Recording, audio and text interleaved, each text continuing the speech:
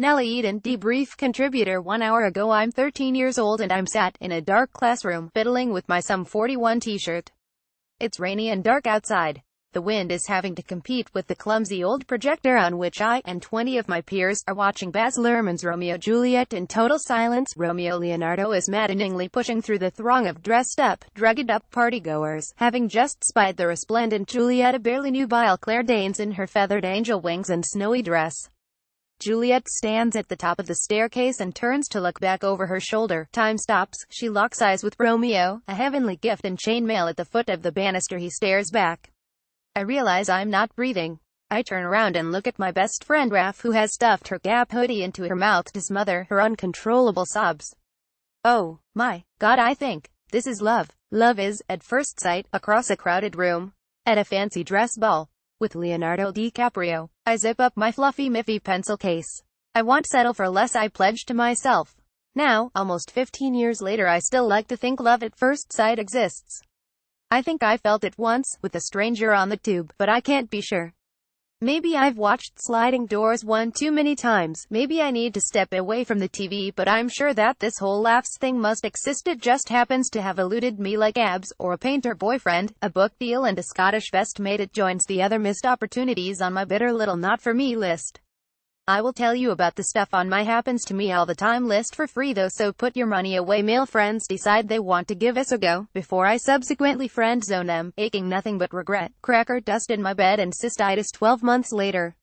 In that order. I have friend zoned more eligible men than I have been dumped by total dicks. That's a lot. Watch a history of Tinder. This happens because of the large rushing river which divides what I think I want from a relationship and what, in reality, I need.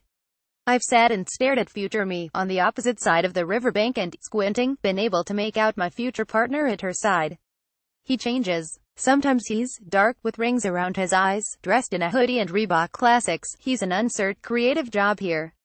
Sometimes he's slim and blonde and smiley and he's wearing a shirt. What he always is a stranger. Someone I'm yet to meet. My mythical future nesting buddy. I think this is why I'm still, after 5 years, between relationships. My best friend Claire very often tells me that my future husband is in my phone book. This always throws me. Could he really be chilling between guy with cool hat and posh boy house party? Is it that guy that used to follow me around a stockroom when I worked as a sales assistant? I hope not, but I'm willing to be open-minded. A study from some clever people in Texas, who were definitely wearing Stetsons when they did their research, wants to suggest that we should be dating our mates. That in fact, the key to true happiness is taking your best mate's jeans off. They asked 167 people in relationships how long they'd known each other prior to boning, and they discovered 40% of them had been friends first. They also asked students at the beginning of the school term to rate their mates, and they discovered that on the whole, people warmed to people the longer time they spent together socially. This is hardly rocket science. Sometimes the answers are staring me in the face. This is particularly pertinent to me, because I'm currently dating a friend, and it feels so vastly different from any romancing I've done. Firstly, it was also easy. After we slept together for the first time, I had no qualms about walking around his room naked, borrowing his clothes and asking him where we would be getting food. Usually, I'd roll myself up like a pig in a blanket with the duvet before catwalking out into the bathroom in invisible heels and emerging again like a Stars in Their Eyes contestant from the shower. I'd then breezily order an Uber while having a panic attack on the way home that would involve calling 12 people. Minimum. In fact, it was so easy it totally knocked me for 6. What I found most disorientating was the lack of nerves, the absence of angst and the overwhelming sense of calm. At first, I took this to mean I had no real feelings for him. I didn't get butterflies when his name flashed up on my phone. I happily arrived to meet him for dinner looking like crap. Affection was a little weird at first too, in all honesty. When we first started hooking up, not totally wasted, it was odd to taste my friend's tongue in my mouth. I still can't hold hands in public and I worry what our mutual friends might think of any PDA between us, so I avoid it. Nonsense, but you try suddenly smooching your mate that you've known for 4 years. You need to rewire your brain and you have to put in a little legwork too.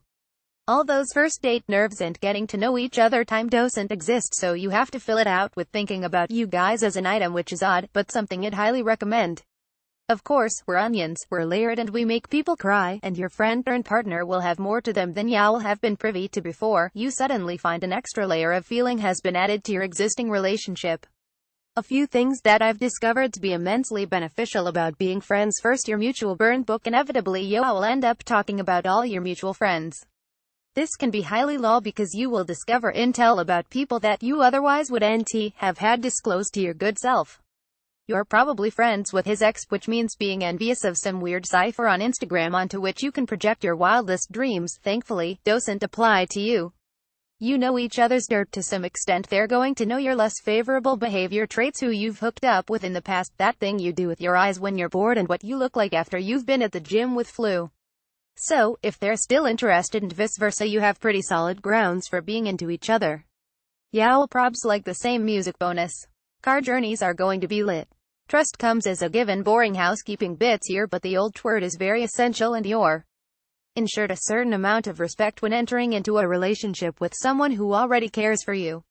I spoke to my friend Jessie, who swears that the whole friend of a friend method is very overrated, and that in fact it's best just to go for the jugular and date someone you're actually friends with. I'm not sold. I still forget this guy I'm dating hasn't come round to borrow some sugar and is actually at my house to have dinner and sex. I understand that people get weirded out when friends in the same friendship group start just having sex. Jessie laughs because it's weird, and what you're doing is potentially making everyone's Facebook event for their next birthday party super rocks if you stop boning. But it's always worked for me. We've always reverted back to friends if it's broken down. I'm amazed that she's managed to slip in and out of romantic platonic statuses with guys seamlessly. Okay, there have been a few hiccups, but it's worth it. I ask her what the payoff is. I think it's the most anti-app stance you can take, and I was sick to death of apps. Dating someone who actually knows you, who's not a stranger or a time waster, but someone who to some degree already knows you and enjoys your company is just my preference. I can't help but feel like at the end of our conversation that Jessie's point rings truer than ever. I've had mixed experiences on apps, and while I wouldn't totally write them off, I don't use them anymore.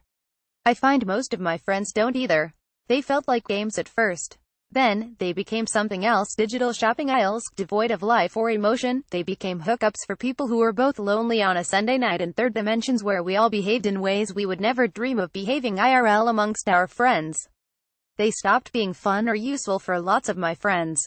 As we step away from our iPhones and seek more meaningful relationships, I can understand why, for many, in these particularly anxious times, the immediate friendship circle would make most sense.